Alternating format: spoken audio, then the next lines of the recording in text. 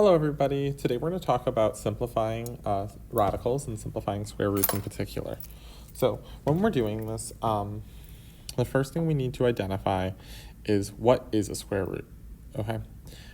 We obviously have the square root symbol here, and we call that a radical. Another name for a square root is a radical. Radical is a little bit more broad. It can cover things like cube roots and fourth roots too. But right now we're going to stick to square roots. A word that you might see thrown around is the radicand, and that's what we call the number inside of the radical. All right. Sometimes you'll see a number up here in this corner. We call that the index of a radical. So you might see like the cube root of 8. When it's a square root, though, we assume that it's 2, okay? So square roots are the inverse of squaring. You can also think of them as like the opposite or the undo of squaring. If you don't have the index, you're going to assume it's 2, which means that you're asking yourself, what number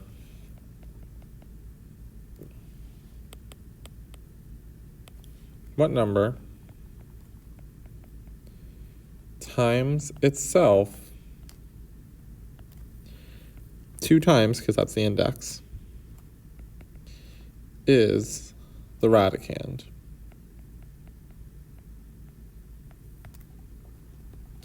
Okay.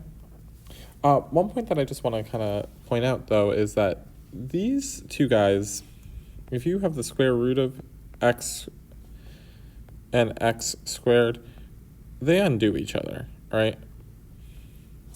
So if I have 0 squared, that's 0. Well, the square root of 0 is 0.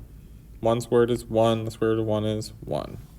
2 squared is 4. The square root of 4 is 2. And we can do that with any number that we input over here. So let's say we input, let's start with 3. 3 squared is 9. The square root of 9 is, what times itself is 9? 3 times itself is 9. We could do, let's try 9. 9 squared is 81, and the square root of 81 is 9. These inputs and outputs flip because they are inverses. And lastly, let's just do, I don't know, let's do 16. 16 squared is 256, and the square root of 256, what times itself is 256? 16 times itself is 256. Okay. So when we're simplifying a square root or a radical, the first thing we want to do is we want to see if we can factor out a perfect square. So remember, perfect squares are numbers like that we just created. So we have like 0, 1, 4, 9, 16, 25, 36, 49, 64, 81, 100, 121, 144, and we can go on, 169, 196, 225, 256, 289, 324, I think, yeah, 324. So we can keep going from there, but that's the point. So we're going to take the square root of the part that we know and leave the rest alone. And the reason why we do this is so we can compare answers. So if you and I both do the same problem and we get a square root in our answer at some point, and we do it 2 different ways, that square root might look awfully different, and that's okay. But that's why we simplify the square root so that it ends up looking the same and we can quickly compare our answers and communicate more effectively.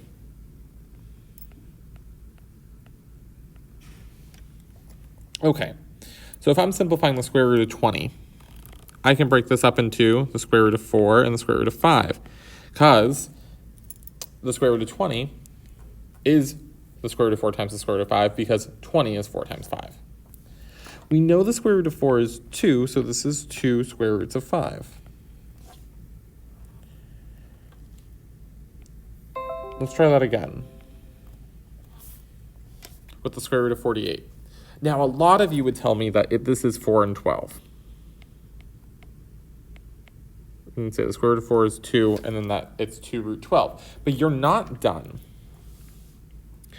In fact, 12 can be broken up into 4 and 3. So really, 2 times 2 is 4 times the square root of 3. That is the most simplified version of this. Alternatively, we could have done this a little bit differently. When we broke up 48, we could have broken it up into 16 and 3, and the square root of 16 is 4. That would have been quicker, right? So the moral of that story is that you should look for the largest perfect square.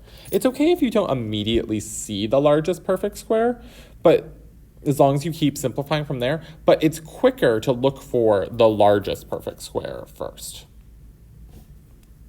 Okay. Example B is just giving us the square root of 17. And it's just as important for us to realize when we can simplify a radical, like we could with the square root of 20 and the square root of 48, as opposed to when we can't, like the square root of 17.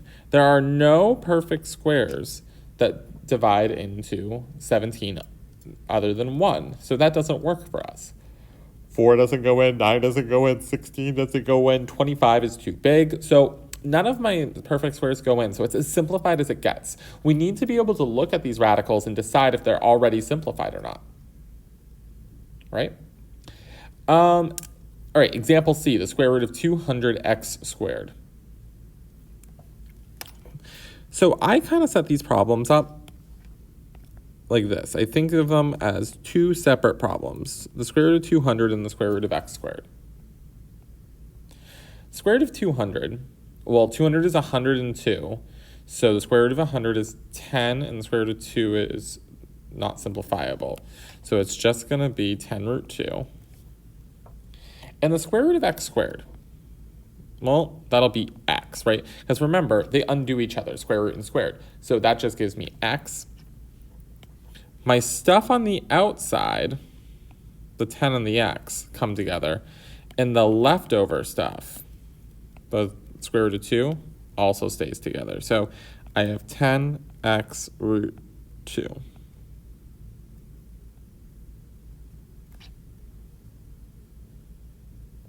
If I gave you something more complicated, like, let's do square root of 63, x to the third, y, z to the 10th, let's say. Ooh, this looks a lot more complicated. We do the same thing. We do the square root of 63, the square root of x to the third, the square root of y, and the square root of z to the 10. The square root of 63, well, that's 9 and 3, so that's 9 and 7, excuse me, so that would be 3 square roots of 7. The square root of x to the third. I'm going to split up x to the third into the square root of x squared times the square root of x.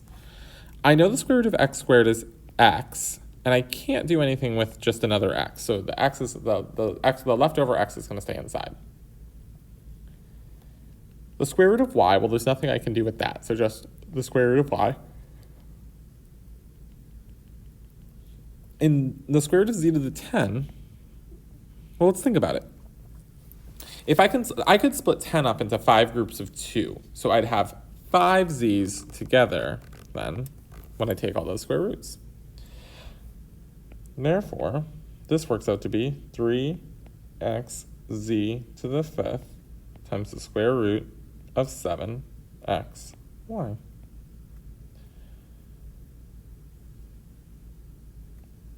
right. Last problem. Negative 3 times the square root of 54. That negative 3 out front doesn't actually make this problem harder. 54 is 9 and 6. I can take the square root of 9, that's 3. So I have my stuff on the outside, that's negative 3 and positive 3. And I have my stuff on the inside, that's just positive, the square root of 6. So negative 3 times 3 is negative 9 times the square root of 6. And that's simplifying radicals. Hope you guys have a great day.